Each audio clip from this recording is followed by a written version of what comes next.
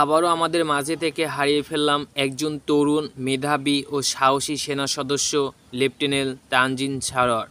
তিনি কক্সবাজার চকরিয়াতে ডাকাত দলের অভিযানেতে গিয়ে সেখানে ডাকাত দলের গুলিছোড়া লক্ষ্য করে সেখানে নিহত হন লেফটেন্যান্ট তানজিন সারোয়ার। একজন সেনা সদস্য হিসাবে গড়ে উঠতে যেমন লাগে যোগ্যতা, মেধা এবং তার সাথে লাগে কঠোর পরিশ্রম করার মতন মন মানসিকতা। কঠোর পরিশ্রম করার পরে গড়ে ওঠে একজন সেনা সদস্য হিসাবে গড়ে ওঠে। কিন্তু আমরা গোটা বাঙালি আর চাই না এভাবে আমাদের মাঝে থেকে কোনো সেনা সদস্য হারিয়ে যাক, এভাবে আমাদের মাঝে থেকে কোনো সেনা সদস্য যেন চিরতরের জন্য বিদায় নিয়ে চলে যেতে না হয়, সেটা আমরা কখনোই চাই না। আমরা 18 কোটি বাঙালি আর চাই না কোনো সেনা সদস্য অপমানিত হোক, কোনো সেনা সদস্য অসম্মানিত হোক।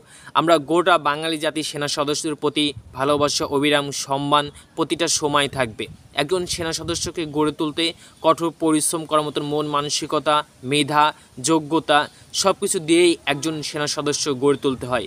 কিন্তু আমরা এইভাবে আর চাই না যে কোনো সেনা সদস্য আমাদের মাঝে থেকে বিদায় নিয়ে চলে যাক, আর কোনো সেনা সদস্যকে যেন হারাতে না হয়, এই দিকটাতে আমাদের লক্ষ্য রাখতে হবে।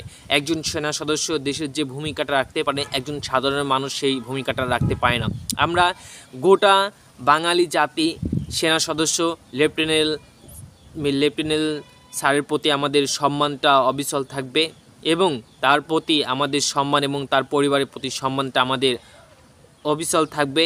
আমরা এই গোটা বাঙালি জাতি লেফটেন্যান্ট কর্নেল স্যারকে আমরা কখনো ভুলবো না, তাদের প্রতি আমাদের সম্মানটা অবিচল থাকবে।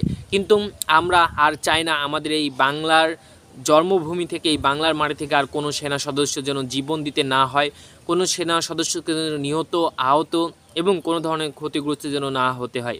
কিন্তু সেনাবাহিনীর হাতে অস্ত্র থাকা সত্ত্বেও কেন সেনাবাহিনী আগে নিহত হন, এটা আমরা কখনো চাই না। আমাদের বাঙালি জাতির গর্ব বাংলাদেশ সেনাবাহিনী, আমাদের অহংকার, আমাদের গর্ব।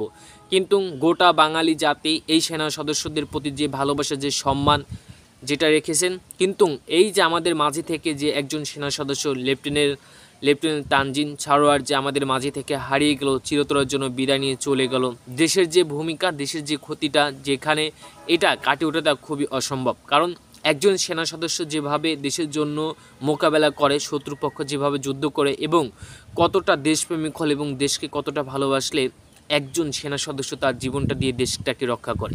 কিন্তু যারা এইগুলো করেছে এবং যারা এই গুলিতে নিহত করেছেন, যে ডাকাত দলগুলো করেছে, আমরা তাদের দৃষ্টান্তমূলক ফাঁসি চাই এবং তাদের যেন এই রাষ্ট্রের সামনে এবং গোটা জনগণের সামনে যেন